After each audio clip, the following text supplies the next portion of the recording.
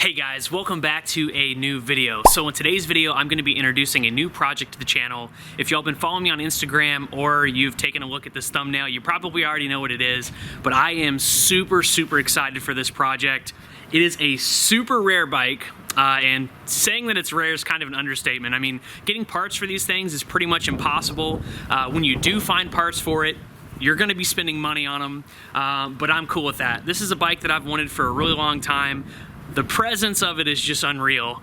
There's nothing like it on the road in my opinion, and I am super excited to get going on this project. So without further ado, let me introduce to you all my 1991 Honda EZ90 CUB.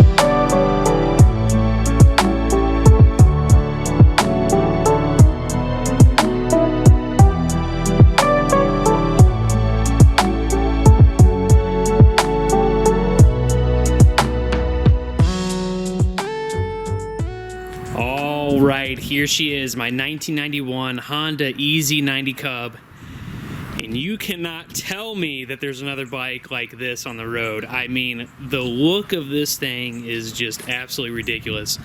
Some people love it, some people hate it. I am one of the people that actually loves the look at this bike. I mean, there's just nothing like it on the road. It's so unique. So I'm super excited to have this. I spent quite a bit of money on it, I'm not gonna lie, but we'll get into all of that stuff later in another video. But the cool thing is that I was able to pick this one up somewhat locally, and it is mine, and I'm gonna be modifying it for the Smoky Mountain Small Bore Rally this year. But of course, this would not be a BS Record project if it didn't come with its flaws, right? So the plastics on this bike, even though are in overall pretty good shape, and they're all there, which is awesome, it's definitely in need of some repair. I've got a melted fender back here from the exhaust because, as you can tell down here, my rear shock is blown. Got some cracks in the panels here. Super dirty, grimy, nasty, years and years of exposure to the sun. So we're gonna have to do some work on these plastics to get them looking good. Also, I've got plastics that have lost all of their tabs, so they're no longer holding together. Obviously, broken brake levers, covers here that I don't have on the bike at the moment. We'll get into that in a second. But also some sun fading, chips, scratches, dents, dings, a little bit of rust here and there. Homemade. It didn't come like this factory from Honda, I can tell you that much. This was definitely welded on there because this one was pretty small. The OEM one was. So did some modifications on this, at least the previous owner did. Got some loose stuff going on here. Overall, the bike is in pretty good shape, but there's a lot of room for improvement, and there's a lot of stuff that I need to do to this bike in order to take it to the Smoky Mountain Small Bore Rally and ride it on the tail of the Dragon. We've got a lot of stuff to do on this thing. It's gonna be fun though when it's all said and done. Okay, so really quick, I'm gonna go throw on the motovlog setup so we can start this guy and take it for a little ride around the block. I'm not gonna do anything crazy because, again, like I mentioned, the shock is blown on the back wheel, and I'm starting to damage that rear fender, or at least it did at some point. So I still want to do some stuff to it before we actually get it out and start riding it, but I do want to show you all that it does move under its own power, that it does start, and kind of where we're at with the bike in that sense. Okay, well, I don't have the motovlog set up, so I just threw a GoPro on a mount here. We're going to start this guy up so you can see that it starts, and then we'll just ride it right down the road just a little bit, just so you can see that it actually does ride under its own power. And just keep in mind, guys, this thing does need some work, right? This is not a perfect example of one of these things. So we are definitely gonna have to be doing some mechanical work on this thing to make it running the way that it's supposed to, if not better. Okay, and right now we're running pre-mix gas because the original oil pump that's in this thing, the previous owner took out. My foot on the brake too here. Okay. There we go. Idle's a little high. It wants to basically just take off. Oh man, that two-stroke light.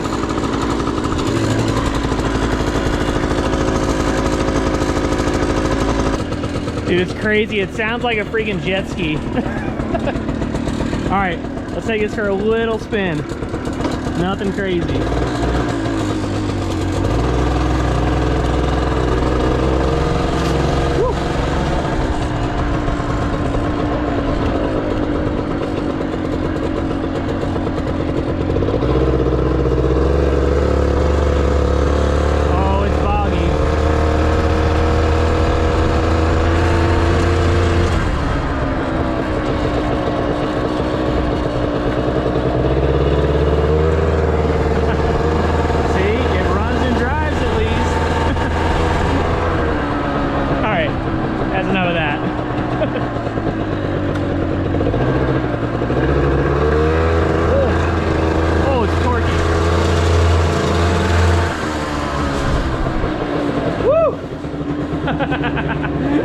Oh man, I don't know how much of that I got on film, but boy, that's fun.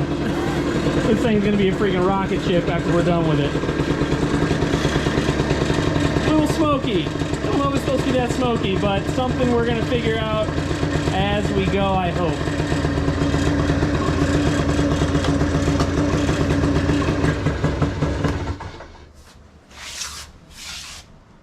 Freaking smoke show in here, man. Oh man, so that's a lot of fun, but I do gotta say, the smoke coming out of it, it's got me a little worried, I'm not gonna lie. This is my first like real two-stroke. I know they're supposed to smoke, but this one smokes quite a bit. Now, granted, you know, two-stroke gas might have just been kind of sitting inside the engine for a really long time. Maybe it's got to burn all of that off or something like that, but hopefully everything's good. It feels good when I ride it. Doesn't feel like it's low on power, I guess, but we will take a little bit more deeper look into that once we start digging into this bike. We've got a lot of stuff coming on this bike. I'm gonna have a lot of content for you all, but before we end today's video, I want to talk about what I want to really do to this bike and kind of the game plan moving forward. So as I've mentioned multiple times in this video, I want to get this bike on the road and street legal so I can ride it on the tail of the Dragon. But one of the big issues in doing that with this bike is that this bike never really came with any of the road legal safety features that are required to ride it on the road. So I've got to do some work to try to get this thing street legal, and I've got a huge problem. So for those of y'all who don't know about this bike was never really intended to be put on the road, and it wasn't really a full-blown motorcycle. It was more of like a kid's kind of pit bike, dirt bike that they could ride around at certain locations without really having to worry about getting it legal and titled and all that kind of stuff. So these bikes came with a certificate of ownership, and then from my understanding, what you're supposed to do with that is you're supposed to take that certificate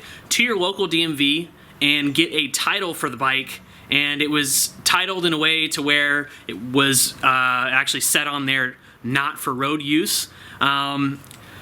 So the issue with this bike is that I don't really have anything on it. So the previous owner got it from a guy who was going to try to restore it, who got it from another guy that was trying to restore it, and it just kind of went down the line.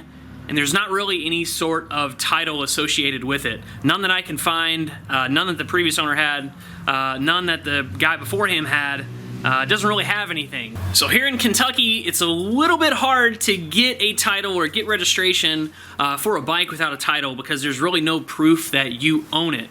So one of the big hurdles I have to get through is getting some sort of form of ownership on this bike, and I decided to try my luck at the Vermont loophole sort of thing. I'm sure some of you all have heard that.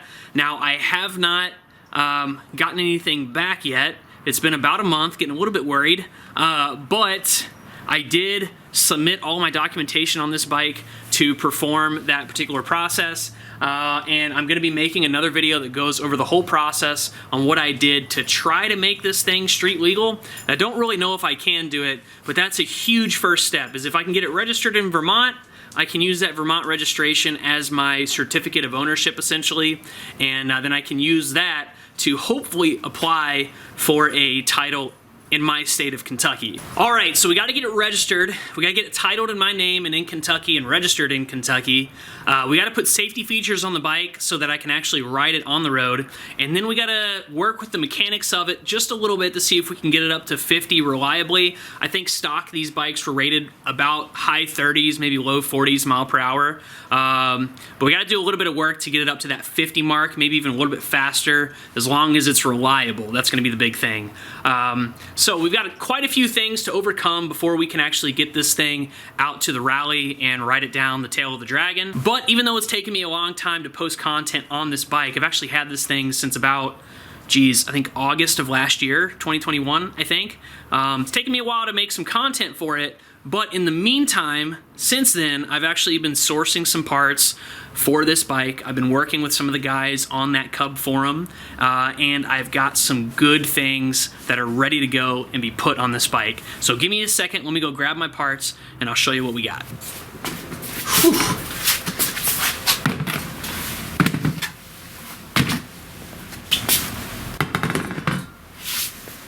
Alright, so I wasn't lying when I said I've already been sourcing some parts for this bike.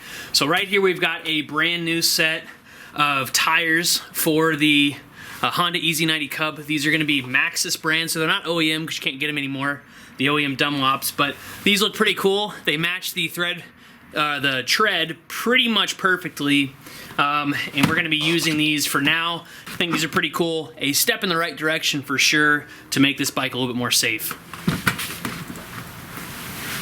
This right here is an exhaust for the EZ90 CUB.